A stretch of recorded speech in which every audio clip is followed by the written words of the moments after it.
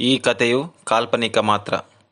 ಎಲ್ಲ ಪಾತ್ರಗಳು, ಸನ್ನಿವೇಶಗಳು ಕಾಲ್ಪನಿಕವಾಗಿರುತ್ತವೆ. ಈ ಕಥೆಯಲ್ಲಿ ಸಸ್ಪೆನ್ಸ್, ಥ್ರಿಲ್ಲರ್, ಕ್ರೈಮ್ ಹಾಗೂ ಲವ್ ಇರುತ್ತದೆ. ಈ ಕಥೆಯ ಒಂದು ಲೈನ್ ಸ್ಟೋರಿ ಎಂದರೆ, ಒಂದು ಕ್ರೈಮ್ ಆಗಿರುತ್ತದೆ. ಅದರಲ್ಲಿ ಶುರು ಆದ ಒಂದೊಂದು ಸರಣಿ ಕೊಲೆಗಳ ಹುಡುಕಾಟ ಹಾಗೂ ಪೊಲೀಸ್ ಇನ್ಸ್ಪೆಕ್ಟರ್ನ ಒಂದು ಲವ್ ಸ್ಟೋರಿ, ಕೊಲೆಯಾದ ವ್ಯಕ್ತಿಯ ಕತೆ ಹಾಗೂ ವಿಭಿನ್ನತೆಗಳ ಕತೆ ಇದಾಗಿದ್ದು, ಇದರಲ್ಲಿ ನೀವು ನಿರೀಕ್ಷೆ ಕೂಡ ಮಾಡದಂತಹ ತಿರುವುಗಳ ಮಧ್ಯೆ ಹೋಗುವಂತಹ ಕತೆ ಇದಾಗಿದ್ದು, ಈ ಕಥೆಯ ಹೆಸರು ಅಮಾಯಕ.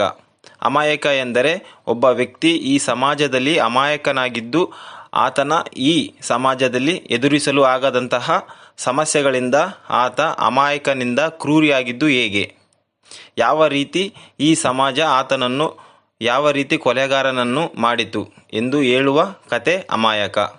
ಕಥೆಯ ಆರಂಭದಲ್ಲಿ ಕೋರ್ಟ್ನಲ್ಲಿ ಡಿವೋರ್ಸ್ ಕೇಸ್ ನಡೀತಾ ಇರುತ್ತೆ. ಆ ಕೇಸ್ ನಮ್ಮ ಕಥೆಯ ಹೀರೋನ ಕೇಸ್.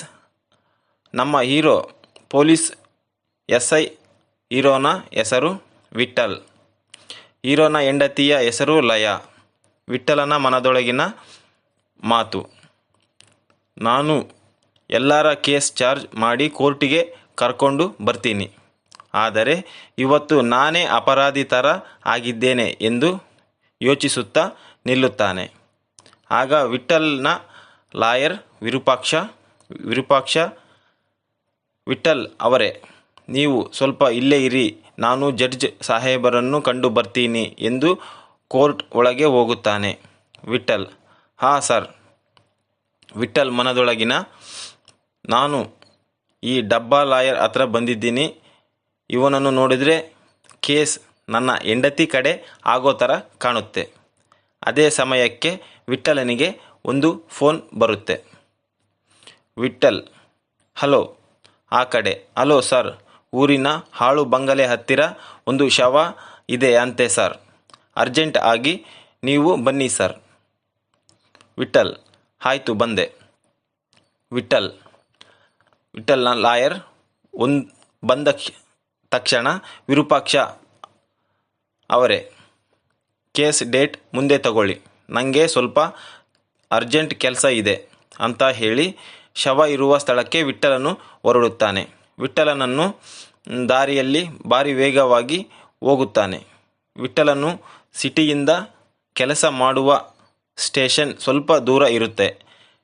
ಚಲಿಸುವ ಮಧ್ಯದಲ್ಲಿ ತಾನು ತನ್ನ ಹೆಂಡತಿ ಕಳೆದ ಹಳೆಯ ಮಧುರ ಸ್ವಪ್ನ ಆನಂದದಿಂದ ಅನುಭವಿಸುತ್ತಾ ಹೋಗುತ್ತಾ ಇರುತ್ತಾನೆ. ಸ್ಥಳಕ್ಕೆ ತನ್ನ ಎಲ್ಲ ಸಿಬ್ಬಂದಿಯನ್ನು ಹೋಗುವಂತೆ ಮೊದಲೇ ಹೇಳಿ, ನಾನು ಸ್ವಲ್ಪ ತಡವಾಗಿ ಬರುತ್ತಾನೆ ಎಂದು ಹೇಳಿರುತ್ತಾನೆ. ಸ್ಥಳಕ್ಕೆ ಬಂದ ವಿಠ್ಠಲಗೆ ಸಿಗುವಂತಹ ಶವ ಯಾರದ್ದು, ಗಂಡ ಅಥವಾ ಹೆಣ್ಣ ಎಂದು ಇದೆಲ್ಲ ನೋಡೋಣ ಮುಂದಿನ ಭಾಗದಲ್ಲಿ.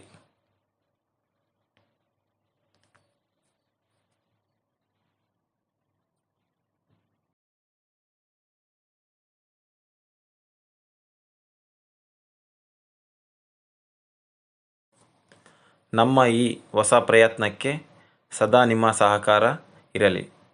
Please subscribe, likes, comments and share.